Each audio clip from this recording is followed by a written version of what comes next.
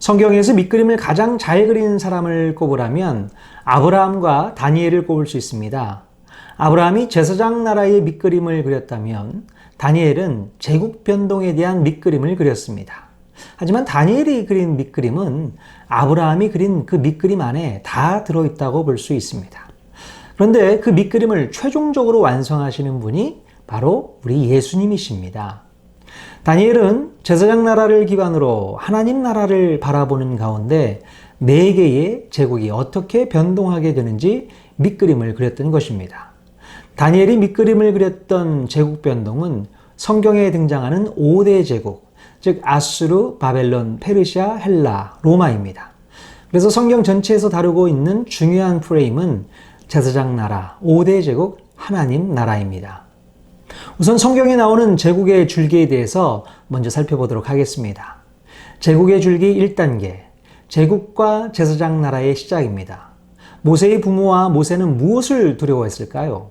모세의 부모는 아기가 태어나자마자 애굽의 제국주의가 두려웠기 때문에 모세를 3개월 동안 숨겼습니다. 그런가 하면 80년이 지나고 하나님께서 모세에게 애굽으로 들어가라고 했을 때에도 모세는 거절했습니다. 왜냐하면 애굽의 제국주의가 여전히 진행되고 있기 때문이었습니다. 그러므로 출애굽기의 기반이 되는 것은 애굽의 제국주의 이야기입니다.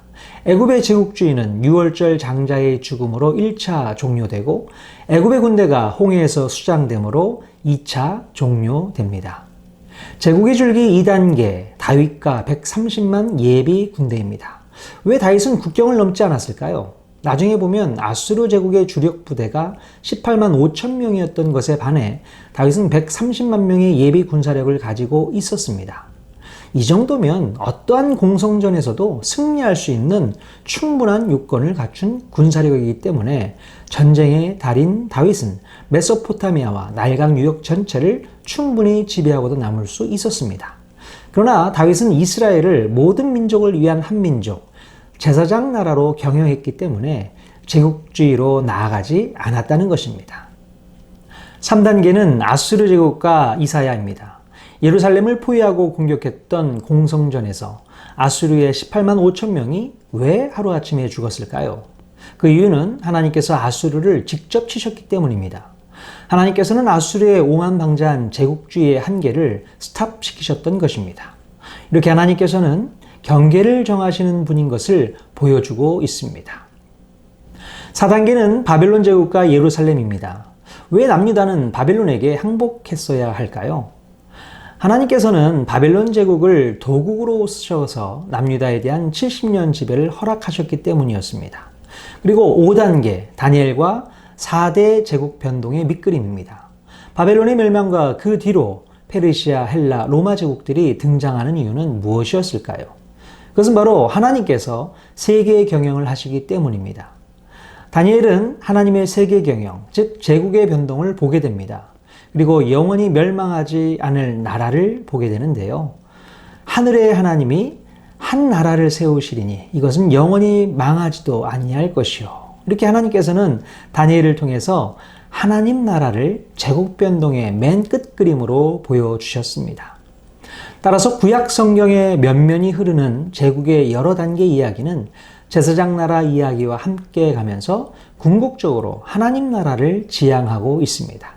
그리고 이런 이야기의 흐름 가운데 다니엘은 이전과 이후 제국들의 변동 전체를 한꺼번에 묶어서 징검다리 역할을 감당했던 인생이라고 볼 수 있습니다. 자, 첫 번째는요, 제사장 나라 음식과 제국 음식 이야기입니다. 남유다 귀족 출신 다니엘과 그의 세 친구가 1차 포로로 바벨론에 끌려온 배경은 바벨론 느부갓네살 왕의 식민지 정책과 관련이 있습니다. 느부갓네살 왕은 이전 아수르 제국과는 달리 포로민들의 혈통을 섞지 않은 채 남유다의 왕족이나 귀족, 기술자 등 훌륭한 사람들을 바벨론으로 끌어왔습니다. 느부갓네살 왕은 교육을 통해서 제국의 통치 기반을 세우겠다는 계획을 가지고 있었는데요. 바벨론식 교육을 받는다는 것은 바벨론의 의식을 그들에게 주입해서 바벨론의 로봇으로 사용하겠다는 것입니다. 이런 배경을 알고서 우리는 다니엘 1장의 말씀을 읽어야 합니다. 다니엘 1장 이야기는 언뜻 보면 음식 이야기 같습니다. 그러나 이는 음식을 소재로 제국과 제사장 나라가 한판 붙는 이야기인데요. 양쪽 모두 음식을 도구로 사용하고 있습니다. 레위기 11장에는 제사장 나라 법으로 지켜야 할 음식 이야기가 기록되어 있는데요. 다니엘의 부모는 어린 다니엘에게 이 법을 잘 가르치며 지키게 했던 것입니다. 바벨론은 음식을 비롯한 최고의 대적으로 다니엘과 세 친구를 교육하려고 했습니다. 그래서 그들을 바벨론식으로 잘 훈련시켜서 바벨론에 엄청난 성과를 가져다주는 정책을 계획했던 것입니다. 그러나 10대 청소년 다니엘과 세 친구들은 바벨론의 무서운 의도를 깨닫고 목숨을 걸고서 환관장 아스브나스에게 승부수를 띄운 것입니다. 자, 다니엘 한 사람을 놓고서 예레미야의 계획과 느부갓네살의 계획이 함께 묶인 이야기를 좀 더 살펴보도록 하겠습니다. 선지자 예레미야의 계획은 반드시 제사장 나라를 살리겠다는 계획이고, 반면에 이제 바벨론 제국을 수립해 나가는 느부갓네살 왕의 계획은 이렇게 세워진 바벨론 제국을 오랜 시간 동안 반드시 살려나가겠다는 계획이었습니다. 이런 바벨론 제국의 투트랙 정책을 살펴보면요. 첫 번째는 상위 0.1% 인재들을 선발해서 바벨론식 이데올로기 교육을 실시하는 것이고요. 두 번째는 우수한 인재들을 각국에서 끌어와 바벨론 제국 건설을 위해 강제 노동을 실시하는 것이었습니다. 느부갓네살 왕은 상위 0.1%의 인재들을 잘 교육해서 그들로 하여금 자신의 입맛대로 움직여서 지금 격리 수용되어 있는 유대인 포로들을 잘 컨트롤해서 바벨론에 충성할 수 있는 포로민을 만드는 것이 느부갓네살의 큰 그림이었던 것입니다. 그러므로 이 이데올로기 교육을 위해 예루살렘에서 몇몇 천재 청소년들을 선발했는데요. 선발 기준이 만만치 않았습니다. 흠이 없고 용모가 아름다운 자, 지식에 통달한 자, 왕궁에 설만한 품위와 교양을 갖춘 자, 모든 지혜를 통찰할 수 있는 자, 그리고 학문에 익숙한 자여야 한다는 선발 기준이 있었습니다. 자, 그러면 이들에게는 어떤 특혜가 주어졌을까요? 이들에게는 왕의 음식을 제공하고 왕 수준으로 관리하며 최고의 교수들을 동원해서 바벨론의 학문과 언어 교육, 바벨론 제국 경영을 위한 각종 과목들을 배울 수 있는 특혜가 주어졌습니다. 이 모든 커리큘럼은 3년 안에 끝나는 계획으로 진행되었습니다. 이제 3년이 지나서 느부갓네살 왕은 자신의 프로젝트의 성공 여부를 눈으로 직접 확인할 수 있게 되었는데요.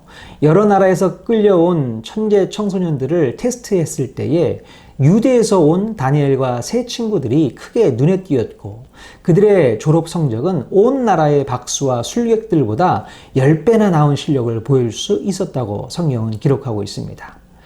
그때부터 다니엘은 제국의 경영자로서 느부갓네살의 파트너가 되었다는 것입니다. 다니엘서에 보면 느부갓네살 왕의 꿈 이야기가 2번 기록되어 있습니다. 다니엘은 느부갓네살 왕의 꿈을 해석하여 죽을 위기에서 벗어납니다.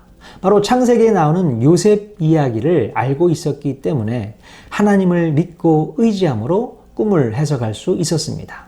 다니엘은 느부갓네살 왕의 꿈을 통해 하나님께서 온 세상을 다스리시고 역사를 주관하고 계심을 깨닫게 됩니다. 느부갓네살 왕은 다니엘의 꿈 해석을 듣고 하나님을 찬양했습니다. 이에 느부갓네살 왕이 엎드려 다니엘에게 절하고 명하여 예물과 향품을 그에게 주게 하니라. 그러나 느부갓네살 왕은 이후에 안타깝게도 또다시 마음이 교만해져서 자신이 꿈에 보았던 금신상을 만들어 숭배를 강요하기에 이르릅니다. 이때 이를 거부한 다니엘의 세 친구들이 그리 아니하실지라도의 믿음이 무엇인지를 보여주게 됩니다. 느부갓네살 왕은 그의 조서에서 자신이 2번째 꿈을 꾸었고 그 꿈도 다니엘이 해석해 주었다고 기록합니다. 다니엘은 꿈을 통해 하나님께서 세계를 다스리신다는 사실을 믿고 느부갓네살 왕에게 충고합니다. 교만한 느부갓네살은 이를 받아들이지 않다가 7대의 징계를 받고 난 후에야 하나님 앞에 엎드리게 됩니다. 다니엘서에는 70년 바벨론 제국의 마지막 밤의 생생한 역사가 자세히 기록되어 있습니다. 예레미야의 예언대로 세계 최강자 바벨론 제국이 70년 만에 하루아침에 멸망하게 됩니다. 바벨론 제국이 갑자기 멸망하게 된 이유는 정치적인 내분으로 인해 바벨론 성 안에 있던 백성들이 페르시아 군대에게 성문을 열어주었기 때문입니다. 이렇게 다니엘은 자신이 1차 포로로 바벨론에 끌려온 지 70여 년 만에 바벨론 제국이 멸망하고 페르시아가 패권을 차지하게 된 것을 직접 보게 됩니다. 두 번째는 제국 변동의 밑그림 네 짐승 환상 이야기입니다. 다니엘 7장에서 12장까지는 하나님께서 다니엘에게 보여주신 네 가지 환상 이야기입니다. 다니엘이 벨사살 왕 때 본 네 짐승 환상은 앞서 느부갓네살 왕에게 주신 환상과 같은 환상으로서 하나님의 세계 경영을 증거하며 하나님께서 온 세상을 다스리시는 주권자이심을 드러내고 있습니다.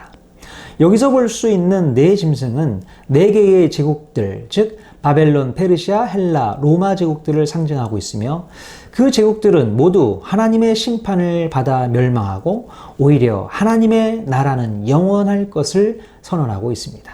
이 환상은 세계 역사의 흥망성쇠, 그 모든 과정도 결국 하나님의 주권에 의해 경영된다는 것을 말씀하고 있습니다. 이어서 다니엘서 8장에 보면 다니엘은 을레 강면에서 또다시 환상을 보게 되는데요. 순양과 순념소 환상을 보게 됩니다.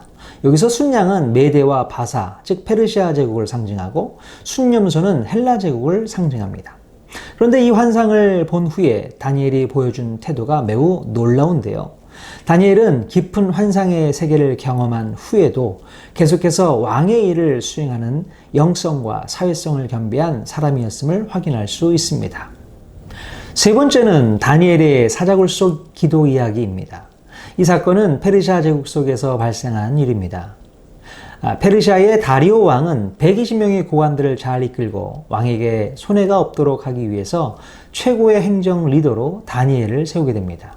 그러자 어떠한 허물도 찾을 수 없을 정도로 유능하고 완벽한 총리 다니엘이 주변 고관들의 시기와 질투의 대상이 되는 것은 당연합니다.